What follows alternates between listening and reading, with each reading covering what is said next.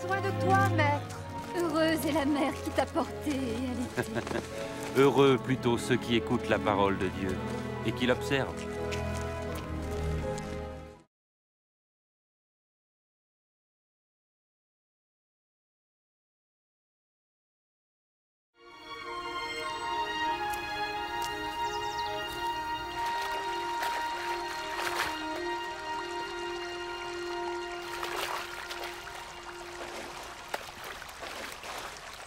Apprends-nous à prier, comme Jean l'a appris à ses disciples. Quand vous priez, dites « Notre Père qui es aux cieux, que ton nom soit sanctifié, que ton règne vienne, que ta volonté soit faite sur la terre comme au ciel. Donne-nous chaque jour notre pain quotidien. Pardonne-nous nos offenses, comme nous pardonnons aussi à ceux qui nous ont offensés. Protège-nous contre la tentation et délivre-nous du mal. »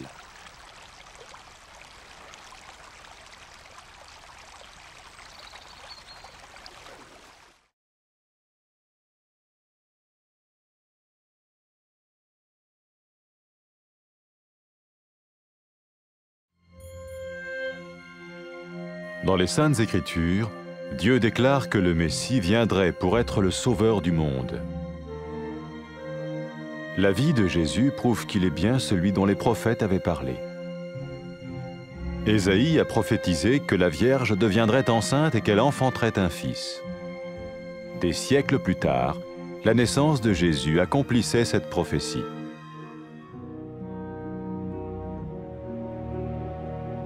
Les Saintes Écritures déclaraient que le saint à naître serait appelé le Fils de Dieu. Cela signifiait que Jésus serait le Fils de Dieu au sens spirituel et non au sens physique. Nous le voyons par sa manière de vivre.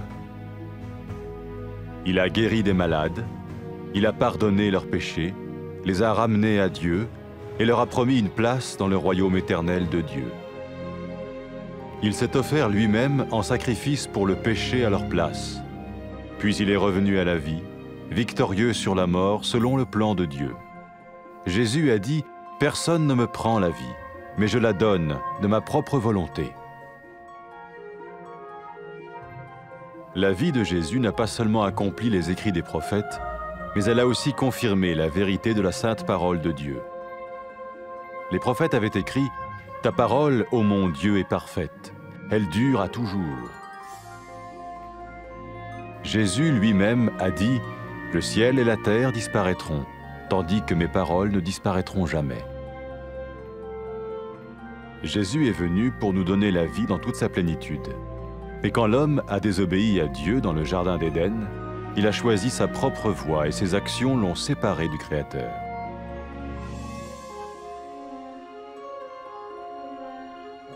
Les Saintes Écritures déclarent que tous ont péché et que le salaire que paye le péché, c'est la mort.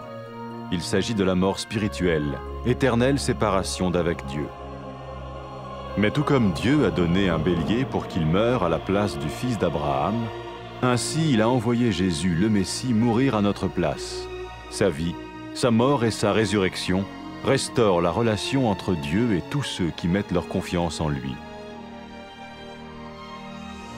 Maintenant, non seulement Jésus pardonne les péchés de ceux qui le suivent, mais il les sauve aussi du jugement éternel de Dieu.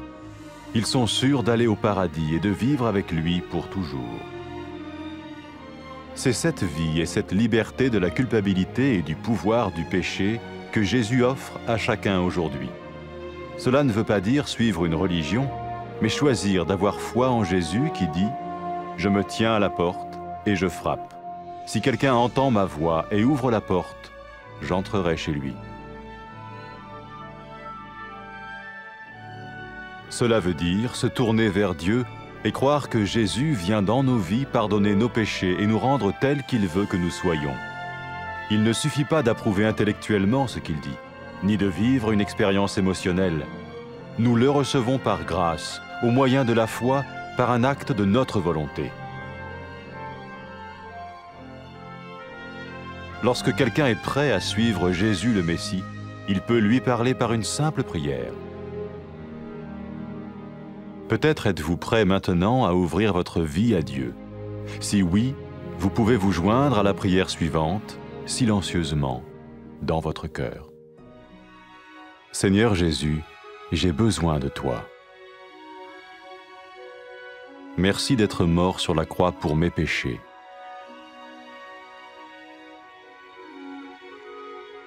Je confesse mes péchés et je m'en repens.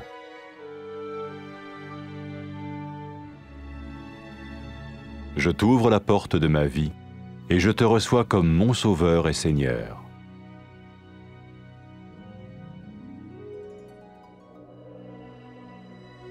Merci de me pardonner mes péchés et de me donner la vie éternelle.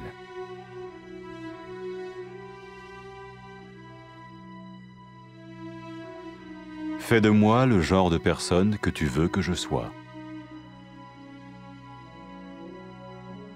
Maintenant que je deviens l'un de ceux qui te suivent. Amen.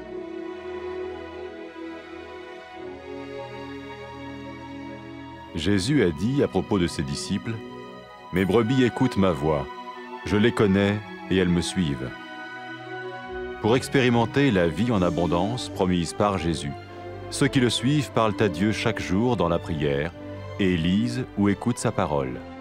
Ils parlent de lui à d'autres personnes et rencontrent régulièrement ceux qui l'aiment et le suivent. N'oubliez pas sa merveilleuse promesse. Tout pouvoir m'a été donné dans le ciel et sur la terre. Et sachez-le, je vais être avec vous tous les jours, jusqu'à la fin du monde.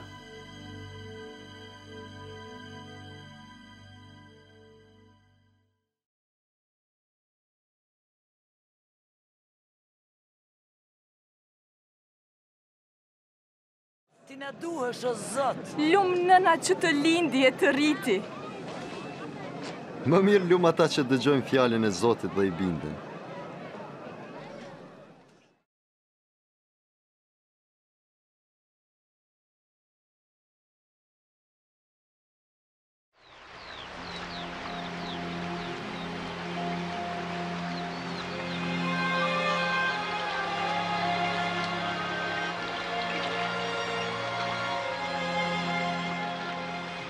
Na mëso të lutemi, si që ka mësuar Gjoni dishepujt e vetë. Kur të luteni thoni, Aty ynë që je në qiell, u shejtroft emri yt. Ardh mbretëria jote. U bë vullneti yt si në qiell dhe në tokë. Na jep bukën tonë të përditshme. Dhe na i fal mëkatet tona, ashtu si ne i falim fajtorët tanë. Dhe mos lejo të bijem në tundim, por na shpëton nga i ligu.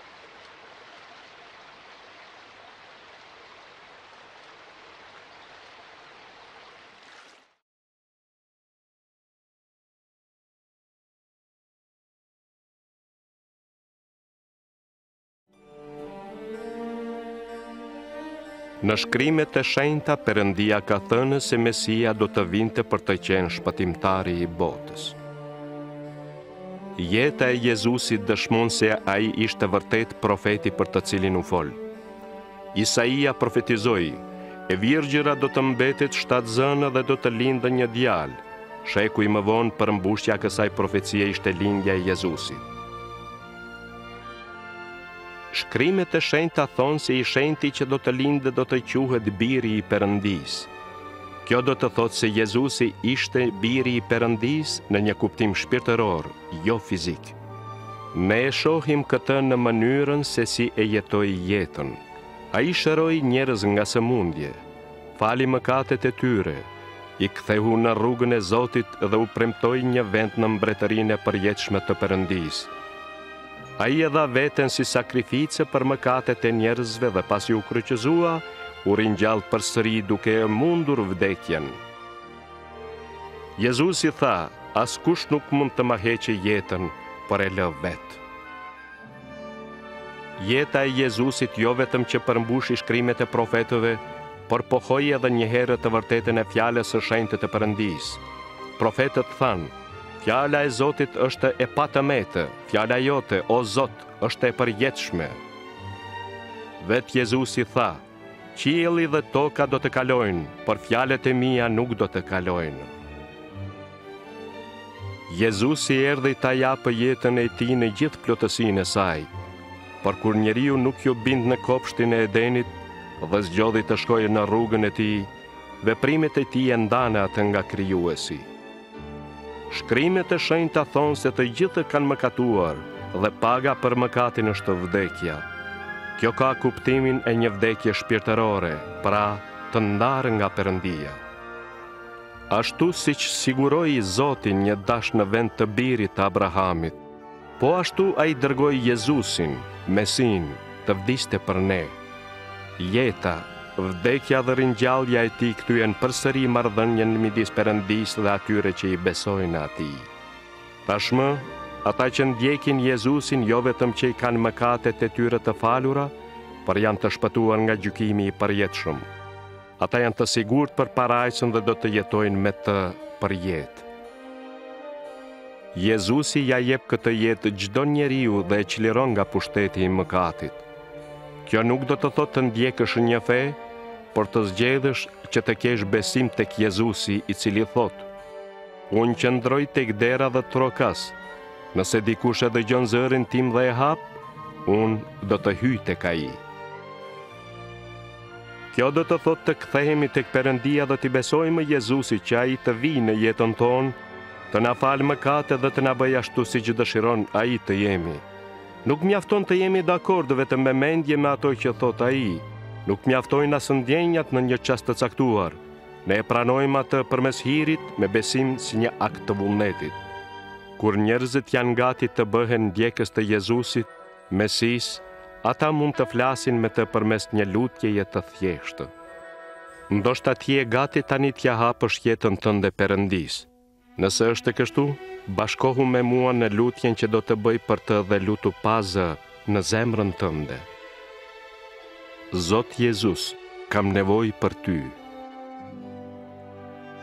Faleminderit që vdiqe në kryq për mëkatet e mia. Unë i rrëfej dhe pendohem për mëkatet e mia. E hap derën e jetës sime dhe të pranoj ty si shpëtimtarin dhe Zotin tim.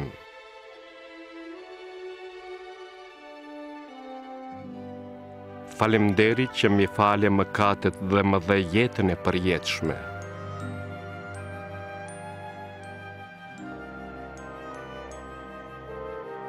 Më bëj ashtu siç dëshiron të jem.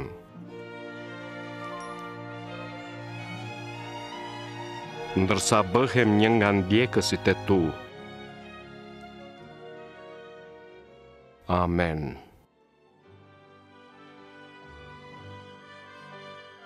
Për ata që janë të tij të Jezusi tha: Delet e mia e njohin zërin tim, unë i njoh ato dhe ato më ndjekin.